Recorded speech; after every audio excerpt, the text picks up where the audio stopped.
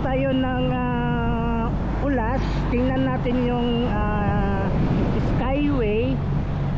Tingnan natin kung ano na yung sitwasyon sa lugar. Kasi ang dito sa MAA, malapit na matapos. Kumpleto na yung mga girder at ang kulang na lang sa dito sa MAA yung apartment na lang. Ayun, puntahan natin yung Ulas. Kasi iisa lang yung contractor dyan sa may MAA flyover, pati dyan sa Ulas. Gina Construction.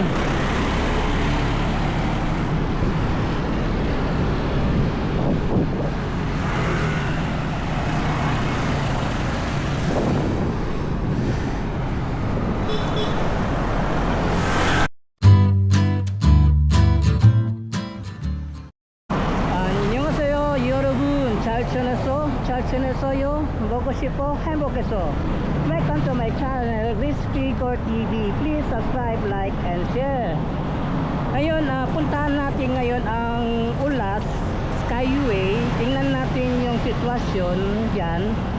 Kasi ang dito sa MAA, malapit na rin matapos. Kumpleto na yung mga girder. Then tingnan din natin ito. So ito yung update natin ngayon sa Ulas Skyway. Tara, let's go. So daan muna tayo dito sa may NCC Mall MAA. Dito meron silang ginagawa dito sa kasada beside sa MAA Road. So ginagawa nila ang gilid ng NCC Mall. Kasi ang sabi nila magbubukas daw itong NCC Mall December 20, 2024. Kaya paghahanda nila ngayon sa pagbukas ng NCC Mall.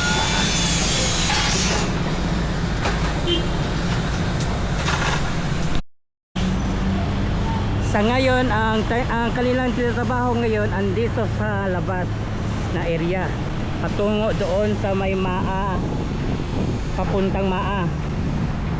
So ang bukas ng NCC Mall MAA ngayong December 20. Grocery ang magbubukas una.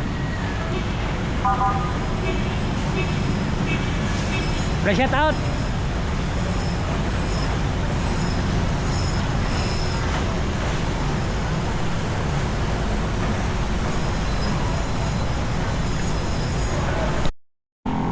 So dinaanan muna natin kadali ang NCC Mall MAA. So tiningnan natin yung ang area na kanilang trabaho.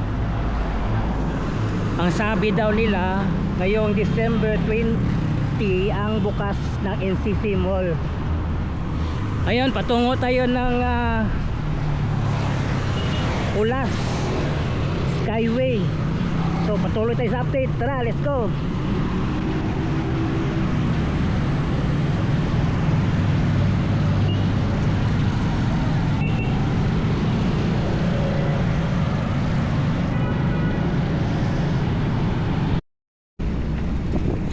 Medyo nahapunan tayo ngayon. Sige lang, sanay naman tayo dati. Dati tayo nag-update sa hapon.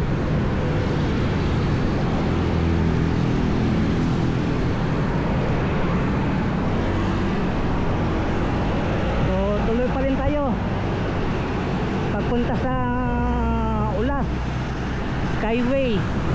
So updating tayo doon. Ayun, kahit na hapon na, sana'y mayroon pa tayong maabutan.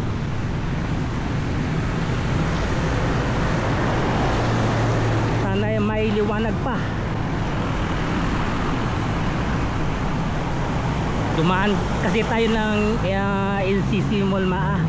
sandali. So ulitin ko December 20 ang bukas ng NCC Mall Maa. So nandito tayo ngayon sa may Ulas. So dito tayo sa kanto. So dito banda, ito yung last nila gagawing poste dito, foundation.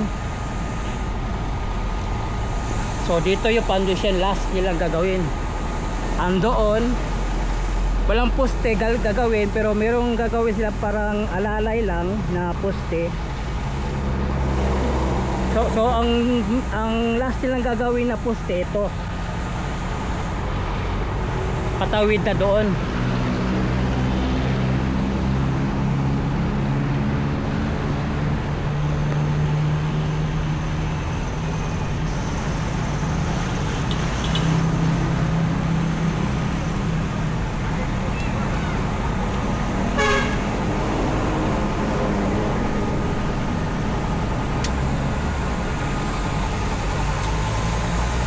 So ito yung mga bakal dumating dito ilalagay dito sa last na foundation patungo doon.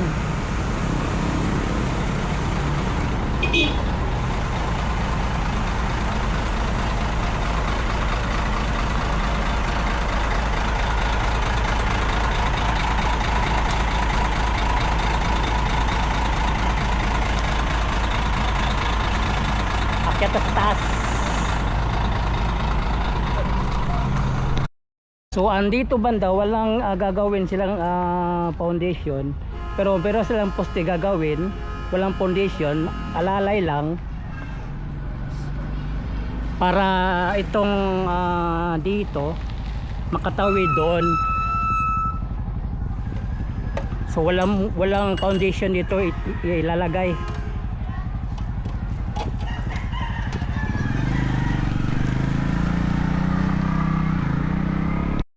Mula doon, so dito kumpleto yung mga viaduct dito, kumpleto na. At dito banda, nakakabit na pala sila dito ng mga girder dito. Ito yung paliko na. Dito nakalagay na sila ng girder, ito paliko.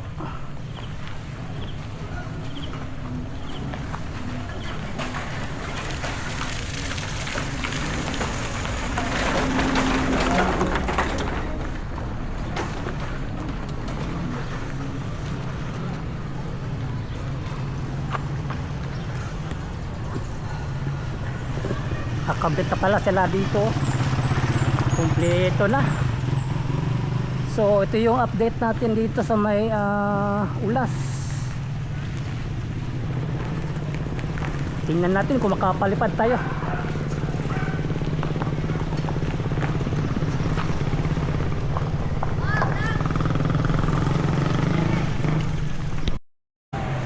At yung gumagawa sa Maa flyover at dito sa Ulas, isa lang ang company,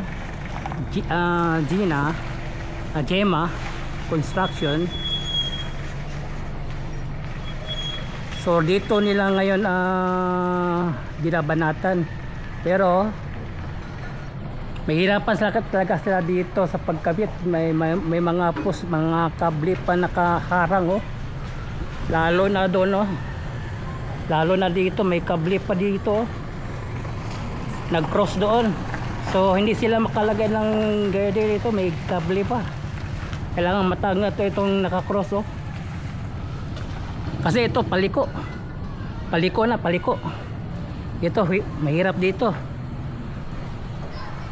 Kunting galaw lang sa crane, maging matamaan yung yung kable ng kuryente, madisgrasya. Ito na lang yung nagpapabagal dito may kable na papunta doon nag-cross. So dito sila mahirapan sa pagkabit ng girder.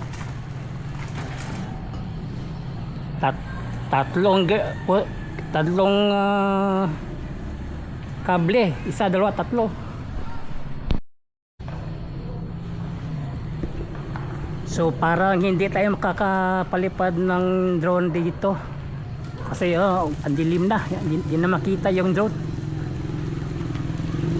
So first time tayo nag-update dito na hindi maglipad ng drone.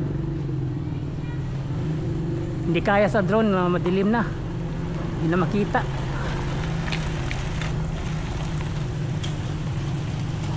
At saka yung drone ko palubat na rin. So balikan natin sa ubos sa baba. Yung mga wire na nakaharang na mahirapan sila sa pagkabit dito banda.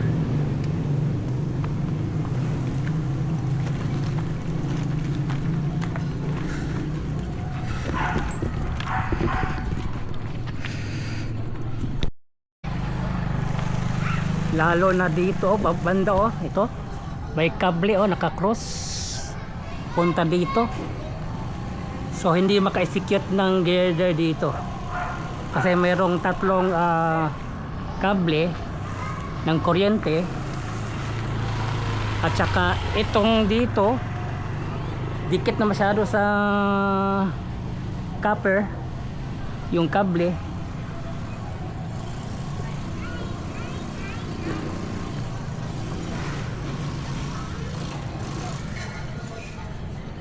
So ang pag-execute dito pahirapan.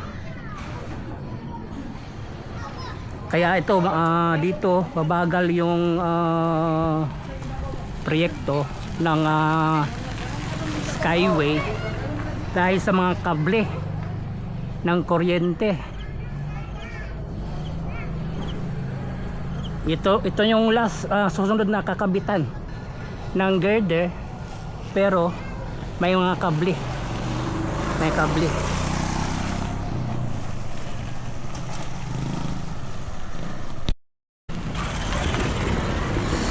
So yun, hanggang dito lang yung update natin dito sa may Skyway Ulas.